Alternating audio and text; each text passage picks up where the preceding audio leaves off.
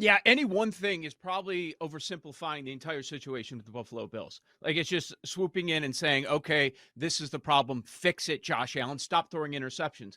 Josh Allen not throwing interceptions is not going to fix all the problems over there. Like, there are a lot of issues. We talked in the offseason about, like, hey, what if things go bad for the Bills? There is a path to that. Maybe McDermott should be fired. Maybe first coach fired 100-1. I don't think that's going to happen. He obviously wasn't the first coach. I'm talking about the next coach. But, like, was that not clear last night with all of these issues? How many of them point back to McDermott? Bills fans were laughed at in the offseason because they wanted Ken Dorsey the hell out of town. Well, he might get fired today. And maybe he should get fired today. But the problem is for them, it's now a short week since he just had Monday Night Football. There's a lot going on. 12 men on the field, that's coaching. How? Yep. How does that happen? The amount of mistakes we've seen across the league with stupid stuff like this out of timeouts has blown my mind. Absolutely insane. James Cook, dude, your offense is broken. You can't move the ball with an all-world quarterback through the air. The only way you're moving the ball is on the ground with James Cook, and you're going to sit him for that long because of the fumble? Like, okay, all right. He's running the defense. We're going to go cover zero blitz, back-to-back plays. It worked. You got him out of field goal range, and you're going to do it again when Russell Wilson was kind of doing a throwback last night as a bit of a magician again and again. And then what happens? He just throws it up there, and your guy didn't make it clear that he was turning back early enough. You made it too easy for the referees. I mean, all the talking heads are going to talk about the Josh Allen interceptions. It's deeper than that. There are a lot of problems with Buffalo. And Aaron, when you look at it, this might be a 10-loss team this year. It's too late, man. It's too late. See, you're putting him in this spot after 5 losses when there is no room for error. You're going against the Jets defense this week, and then the toughest stretch of the entire schedule for a full month is coming up. That's a bad spot to be in, Aaron. I think they had no choice. We were talking about it throughout the show. I mean, they had to do something, right? You even said, who's getting fired today? Is someone getting fired today? It's just, they really are in a desperate situation. And maybe it's at the point where the players are just tuning him out and they had to do something and they're just desperate to get any kind of boost they can to try to get some wins down the stretch. So I just think it was something they had an inevitable situation. Yep. Anytime there is a firing with a coordinator, and usually this happens in season, performance and results certainly matter, but what also matters perhaps even more is a philosophical conflict. And I think what we saw here with the Bills was this idea of having a slightly more conservative offense, more tight ends on the field, running the ball a little bit more, those kinds of things. And that's not what worked for Josh Allen the last few years. And so some of that may have been Sean McDermott from down on high saying, okay, we want to change things up. We want to make sure we're a little bit more reliable, maybe, scale back the interceptions, whatever it is. But with Joe Brady at the helm, I mean, look at that LSU team. They were slinging it left and right, going deep, all of that stuff. So this is going to be a risk-taking offense all of a sudden. So as far as a betting perspective, to me, there are probably a lot of over props that I'm going to be salivating for right away. Never mind like what the Bills are going to do as far as the playoffs are concerned. It probably is too late. But I suspect that Diggs will have more yards. Josh Allen will have more passing yards. That, to me, is the play going forward. It was 2019 when Joe Brady was the next offensive mastermind that was going to take on the league, making that jump. He's still only 34 years old. He's 34. And, well, he's getting another crack at it. So here we go. Let's see if he can score some points on that Jets defense. Have fun with that. There was a lot going on. And let's not get it twisted. It's also McDermott putting the attention somewhere else because it's year 7. 12 men. It is year 7. Right. Yes. He might be fired at the end of the year.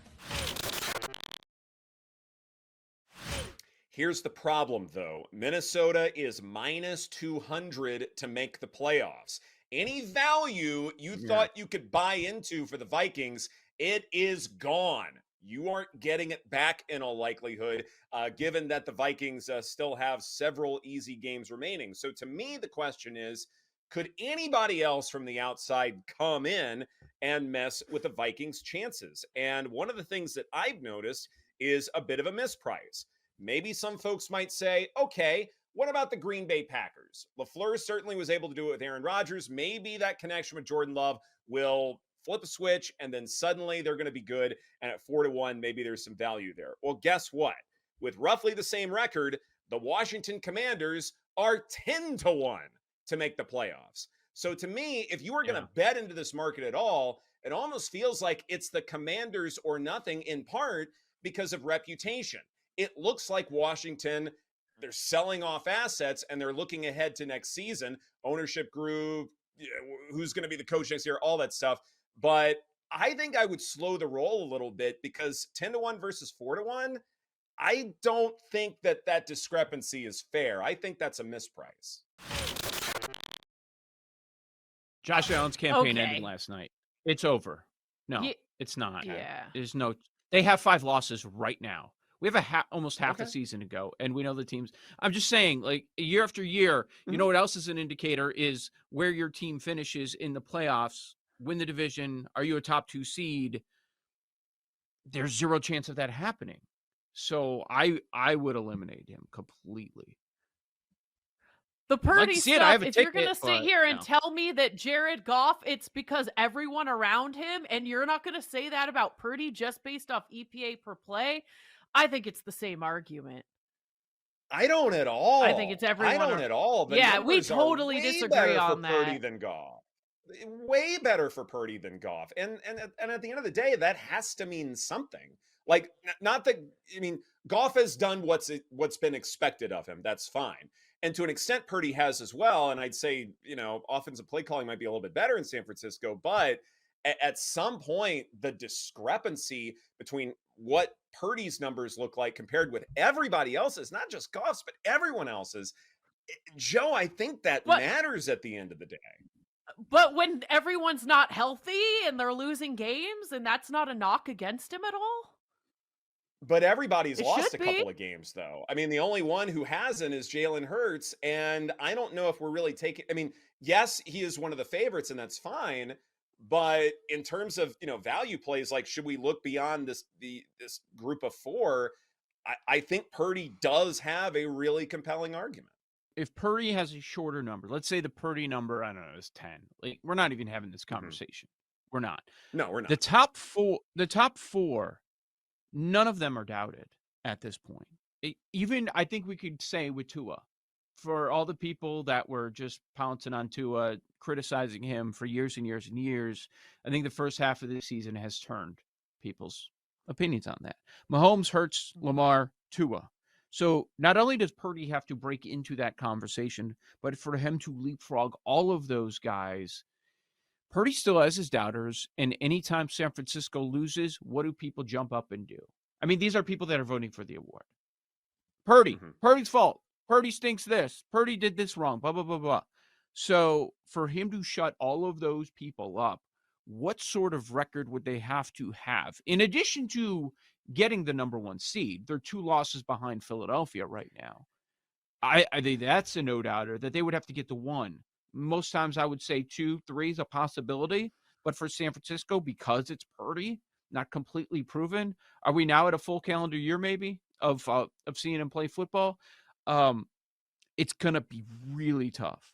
I would not eliminate him like I would eliminate Josh Allen this morning, and just what he did on that island spot, what the entire team did and the perception of them and the schedule moving forward.